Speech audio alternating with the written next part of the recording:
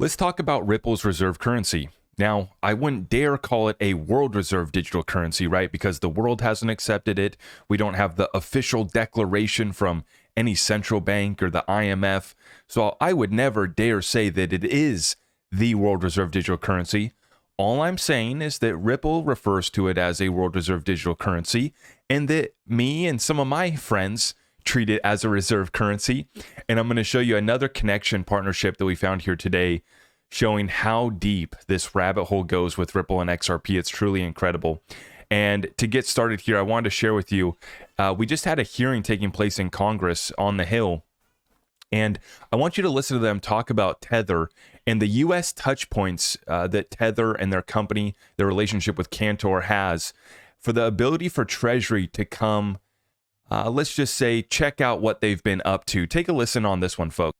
Some of those companies that you just mentioned have U.S. touch points, and I think that the U.S. government should ensure that it's using its authorities when there are those U.S. touch points. If Treasury feels like it doesn't have the authorities, I know that it sent a number of proposals to Congress late last year around expanding their authorities to cover some of those activities. I personally believe that no company should be allowed to reference the US dollar without having those democratic values inside the company, inside their US dollar-backed stablecoin. And so I think if Treasury thinks that it needs additional authorities to go over that, then I think this committee should consider that. So to those US touch points, US financial services company Cantor Fitzgerald reportedly manages Tether's $72 billion portfolio of Treasury bonds, giving him access to US dollars. Cantor's enabling of terror and illicit activities across the globe is unacceptable. Ms. Hill, given Tether's nexus to the US financial system through Cantor Fitzgerald, does Treasury already have the authority to take action? And what should we be doing about American regulated companies like Cantor? I would think that the Treasury Department would have the authority to take action given this U.S. touch point, yes. And I hope that they're looking at this seriously given Tether's reputation as well as the data that we've seen that they're contributing to terrorist financing and other malign activities. Thanks so much. Oh boy, is the Tether fraud going away. Now, I wouldn't dare speak on Tether in such a way until we have evidence right in front of us, right? But we have our questions, we have our concerns, and clearly in Congress on the Hill there yesterday, they are talking about this, and we're going to continue to watch this. The stablecoin regulation appears that it's coming first in the United States, and this is what's going to bring additional scrutiny, and they feel like they have the jurisdiction for anybody that is using a U.S. dollar-backed, currency to come in and basically hit them on any U.S. touch points, which where Tether has the U.S. touch points is that Cantor Fitzgerald partnership, where they're holding and managing all of the treasuries that supposedly back Tether. Now, I've always said I'd love to see them be backed and reserved. It's not that I want to see Tether go down. It's just I have concerns, and many of us do. We just want to see those questions answered. We just want to see the reserves. Put out an audit. It would be very easy. You know, it's just like with this Craig Wright deal. If Craig wanted to prove he was Satoshi, just open up the wallet, send the transaction. It'd be very easy. Same thing with Tether. If you want to prove you have the reserves, just show us you have the reserves. Put out an audit that's actually done by a legitimate third party that doesn't already have a connection to you. Now, speaking of connections, folks, this is what we've been talking about with Ripple.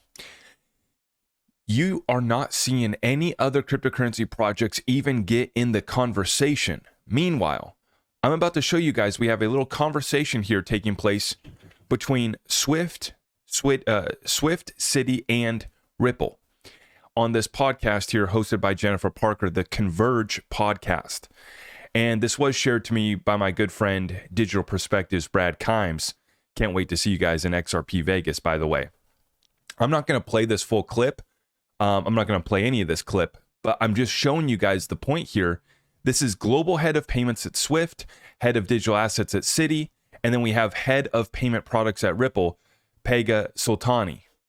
And this is once again showcasing the fact that Ripple is sitting at the table with Swift and Citi, some of the biggest players in the game when it comes to cross-border payments.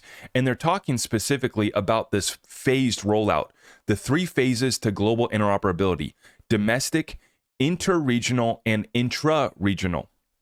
And they go on and they go to explain that. You guys can go watch the clip if you want. I just want to highlight the fact that no other crypto companies are really in the room here. You see once in a while, some of the others make an appearance. Circle's one that's definitely there, right? Stellar's one that's definitely there. Quant sometimes gets invited to do consultations. But the reason why this gets so interesting to me is because not only is Ripple at the table, but they have a currency. Citi doesn't have a currency. Swift doesn't have a currency, right? Ripple actually has a currency, and they happen to treat it as a world reserve digital currency, despite what the Twitter police want to say. Now, yesterday I shared the video, went viral. And as I said last night on the live show, if you guys missed the live, I ran up a live show where I explained this more in depth, but I'm bringing this up again. I'm just going to be real quick. I brought this up because when it came across my desk, I felt like I had an obligation and a duty to share it with the audience, despite the fact that I knew that when I shared it, it was going to get picked up by the haters and the fudsters, and they were going to put their spin cycle on it, and the spin factor to make it negative.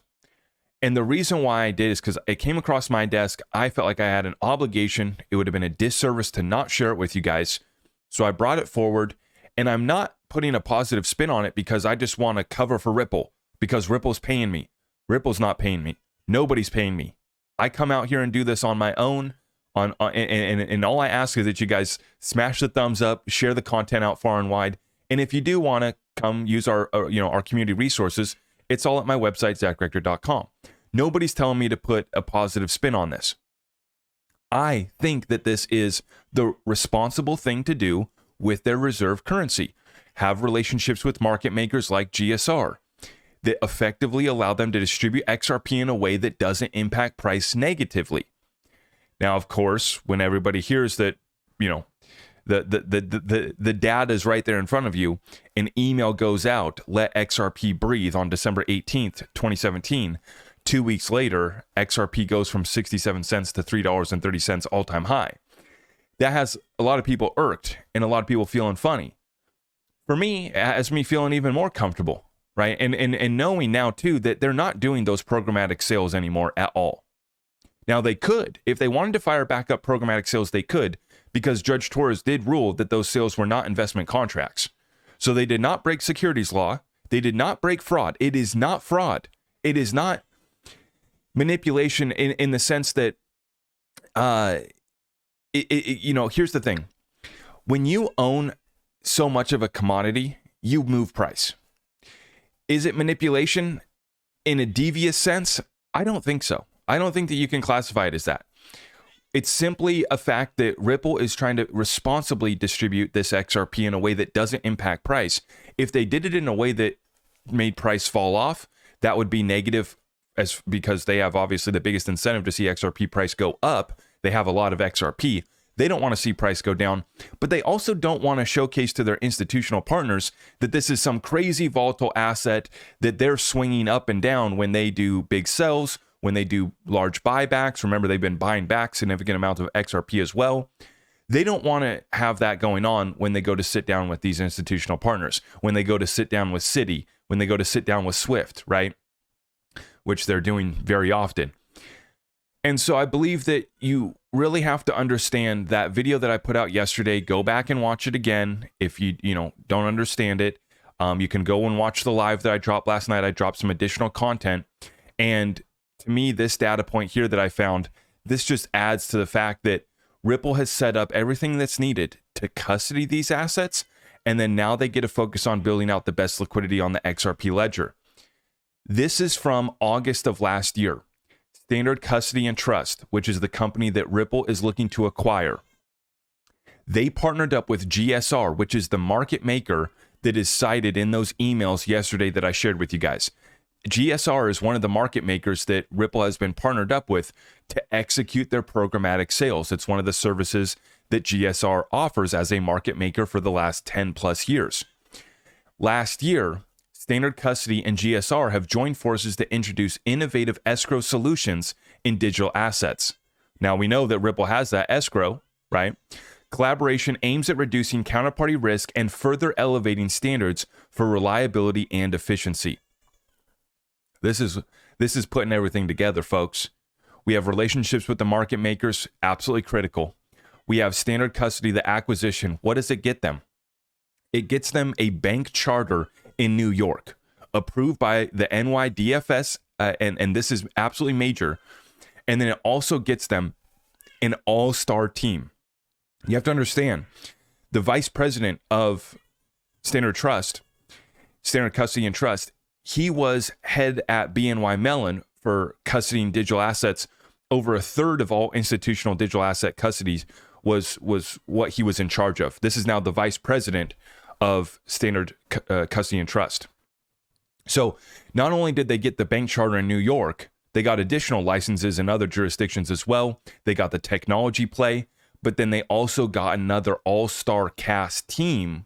The roster goes so deep with the talent at Standard Custody and Trust, and it's the perfect piece to add to the infrastructure that Ripple's building out to properly be able to, hold reserves, hold in custody XRP, but also be able to hold real world assets. Think equities, think treasuries, think other currencies. The ability to hold those assets so that when, for say, maybe an HSBC that wants to offer their institutional clients tokenized gold, and they partnered up with Medico to do so, right? Where do you store the gold? Where do you store the equity? Where do you store the bonds? When you want to tokenize mutual funds and put them on the XRP ledger, this is the type of relationships that you need. And I like to remind everybody, when it's time to let this thing go, they're going to let this thing go. And never forget, this is the snapshot from January 7th, 2018. XRP in that number 2 spot, $130 billion market cap and a price of $3.37. And it was about half the market cap of Bitcoin for a brief moment in time. So when it's time to let this thing breathe again, when it's time to let it go, the sky is the limit, and I'm here for the ride. You guys let me know in the comments down below what you think, but to me, this is all the final pieces being put in place before it's time to really, come back on and see XRP fulfill its role as a world reserve digital currency. You guys know what to do. I'll see you in the next one. God bless. I am your host, Zach Rector. I really appreciate all of the love and support. If you want to support the channel, just remember that you can start by smashing that thumbs up for me, sharing this content far and wide, and everything else is at my website.